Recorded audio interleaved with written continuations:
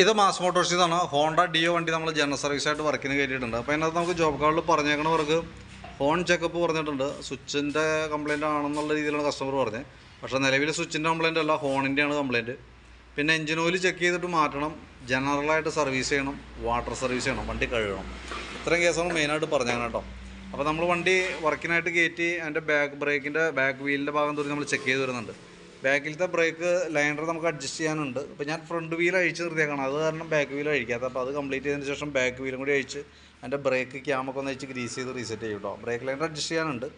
ബാക്കിലത്തെ ടയറിൻ്റെ കണ്ടീഷൻ മോശമാണ്, ഫുള്ള് തീർന്നൊരവസ്ഥയിലാണ് നിൽക്കുന്നത് കേട്ടോ. ടയർ അത്രയും പെട്ടെന്ന് മാറ്റി കളയാം. വണ്ടി നല്ല രീതിയിൽ പാളിച്ച് കാണിക്കുന്നുണ്ട്. പിന്നെ നമ്മളതിൻ്റെ എയർ ഫിൽറ്റർ ക്ലച്ച് സൈഡൊക്കെ ചെക്ക് ചെയ്യുന്നുണ്ട്. എയർ ഫിൽറ്ററൊക്കെ ഓൾറെഡി കിടക്കുന്നത് കമ്പനി ഫിൽറ്ററാണ്, ഹോണ്ടയുടെ ഒറിജിനൽ ഫിൽറ്ററാണ്. കുറച്ച് പൊടിയൊക്കെ ഉണ്ട്, അപ്പം തുടച്ച് ക്ലീൻ ചെയ്ത് റീസെറ്റ് ചെയ്യാം. ക്ലച്ചിൻ്റെ ഭാഗവും നമ്മൾ അഴിച്ച് ചെക്ക് ചെയ്യുന്നുണ്ട്. ക്ലച്ചൊക്കെ നല്ല ഫ്രഷ് ആയിട്ട് തന്നെ ഇരിക്കണേ. അതിൻ്റെ വേരിയേറ്റർ ബോഡിയൊക്കെ പുതിയതാണ് ഇതുന്നുള്ള കേട്ടോ. പിന്നെ അതിൻ്റെ ബെൽറ്റിൻ്റെ കണ്ടീഷനായാലും ബെൽറ്റും നമുക്ക് ഇതുമേ വണ്ടിയുമേ വന്ന ബെൽറ്റാണ്. പക്ഷേ നല്ല രീതിയിൽ ലൈഫ് കിട്ടുന്ന മോഡൽ ബെൽറ്റാണ് അത് കേട്ടോ. ഡാമേജ് അങ്ങനെ പെട്ടെന്ന് ഡാമേജ് ഒന്നും വന്ന മോഡലല്ല. ഇത്രയും പഴക്കമായിട്ടും നിലവിൽ വേറെ ഡാമേജ് ഇപ്പോൾ നിലവിലത്തെ സിറ്റുവേഷനിലില്ല. ബെൽറ്റൊക്കെ തന്നെ മതി നമുക്ക്. ക്ലച്ച് യൂണിറ്റൊക്കെ ഒന്ന് അഴിച്ച് ഗ്രീസ് ചെയ്ത് റീസെറ്റ് ചെയ്യുന്നുണ്ട്. അതേപോലെ തന്നെ നമ്മളതിൻ്റെ ബെൻഡെക്സിൻ്റെ ഭാഗമൊക്കെ ഒന്ന് ചെക്ക് ചെയ്തുകൊണ്ട് ബെൻഡെക്സൊക്കെ ചെക്ക് ചെയ്യുന്നുണ്ട്. നിലവിൽ വർക്കിംഗ് നോക്കിയാണ്. അപ്പോൾ ക്ലച്ചിൽ വേറെ പറയത്തക്ക കംപ്ലയിൻസ് ഒന്നും പറയാനില്ല. ജസ്റ്റ് ഒന്ന് ക്ലീൻ ചെയ്ത് റീസെറ്റ് ചെയ്യാം. നല്ല ഫ്രഷ് ആയിട്ട് തന്നെ ഇരിക്കണേ. പിന്നെ അതേപോലെ തന്നെ ഫ്രണ്ട് എഞ്ചിൻ്റെ ഹെഡിൻ്റെ ഭാഗം നമ്മൾ ചെക്ക് ചെയ്യുന്നുണ്ട്. ചെക്ക് ചെയ്യുമ്പോൾ ഇവിടെ നമുക്ക് ഗ്യാസ്കറ്റ് ലീക്കായിട്ട് ഓയിൽ പുറത്ത് വന്ന് കാണാനായിട്ട് പറ്റും. അപ്പോൾ അതിൻ്റെ ഹെഡ് കവർ ഗ്യാസ്കറ്റും മൗണ്ട് റബ്ബറും കൂടി മാറ്റിയിടാം. പിന്നെ കാർബറേറ്ററുമായി ബന്ധപ്പെട്ട് പ്രത്യേകിച്ച് കംപ്ലയിൻ്റ് ഒന്നും പറഞ്ഞിട്ടില്ല. ജനറൽ സർവീസിൽ കാർബറേറ്റർ ക്ലീനിങ് വരുന്നില്ല. അപ്പോൾ അതുകൊണ്ട് കാർബറേറ്റർ നമ്മൾ പ്രത്യേകിച്ച് കംപ്ലയിൻ്റ് ഇല്ലാണ്ട് അഴിക്കേണ്ട കാര്യമൊന്നുമില്ല കേട്ടോ.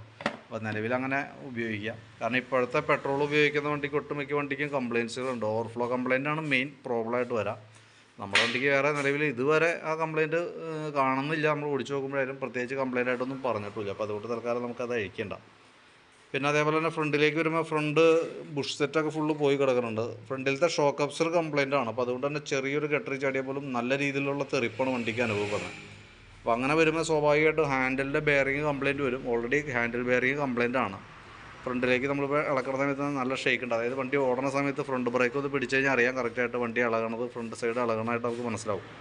അത് ഫ്രണ്ടിലത്തെ കോൺസെപ്റ്റ് കംപ്ലയിൻ്റ് ആയതാണ്. ആ കോൺസെപ്റ്റ് കംപ്ലയിൻ്റ് ആവാനൊരു റീസൺ ഷോക്ക് അബ്സറാണ്. ഫ്രണ്ടിലത്തെ ഷോക്ക് കംപ്ലയിൻ്റ് ആയിട്ട് ആക്ഷൻ കൂടുതൽ ആക്ഷനാണ്. അപ്പോൾ അങ്ങനെ വരുമ്പോഴത്തേക്കും അത് വണ്ടിയുടെ മെയിൻ ബെയറിങ്ങിനൊക്കെ ബാധിക്കും. അങ്ങനെ കിട്ടിയാണ് കംപ്ലയിൻ്റ് ആണ് കേട്ടോ.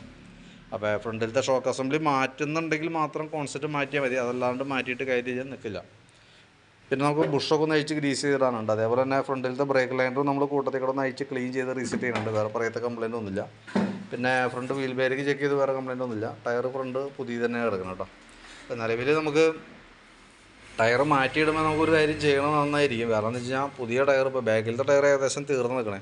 പുതിയ ടയർ ഇടുന്നുണ്ടെങ്കിൽ ഫ്രണ്ടിലേക്ക് മാറ്റിയിട്ടിട്ട് ഈ ടയർ ബാക്കിൽ ഇടണമായിരിക്കും കുറച്ചുകൂടി നല്ലത് കേട്ടോ. കൂട്ടത്തിലുള്ള ഷോക്ക് അബ്സർ മാറ്റിയിടാണെങ്കിൽ പിന്നീടുള്ള നാളൊരിക്കൽ വരാൻ പോകുന്ന തലവേദന ഒഴിവാക്കാനായിട്ട് പറ്റും. അതല്ലെങ്കിൽ വണ്ടി ടയർ വെട്ടിത്തയിൽ സൈഡ് വലിവ് അങ്ങനെ പല പ്രശ്നങ്ങളും കാണിക്കാനുള്ള സാധ്യത നിലവിലുണ്ട്. ബാറ്ററി ആമറോണിൻ്റെ ബാറ്ററി ആയിരിക്കണേ. 2024 മോഡൽ ബാറ്ററി. നമുക്ക് അതിൻ്റെ വോൾട്ടൊക്കെ ചെക്ക് ചെയ്യുമ്പോൾ 13 വോൾട്ട് വരെ കാണിക്കുന്നുണ്ട്. ലോഡ് കൊടുക്കുമ്പോൾ 9.5 വോൾട്ട്. അപ്പോൾ നിലവിൽ വേറെ പ്രോബ്ലം ഒന്നുമില്ല ബാറ്ററിയുടെ ഭാഗത്ത്. പിന്നെ ഇതുമ്പോൾ നിലവിൽ കിടക്കണ പ്ലഗ് എന്ന് പറഞ്ഞാൽ ചെറിയ പ്ലഗ്ഗാണ്.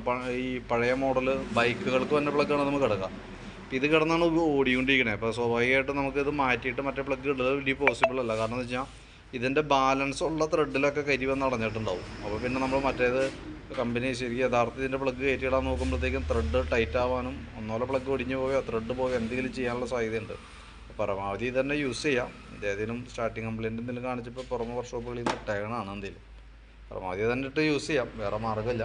പിന്നെ അതിൻ്റെ സെക്കൻഡറി ഫിൽറ്റർ യൂണിറ്റൊക്കെ നയിച്ച് ക്ലീൻ ചെയ്യാനുണ്ട്. എഞ്ചിൻ ഓയിൽ മാറ്റുന്നുണ്ട്. ഇത്രയും കേസാണ് നമ്മൾ മെയിനായിട്ട് ചെയ്യണവർക്ക് കേട്ടോ.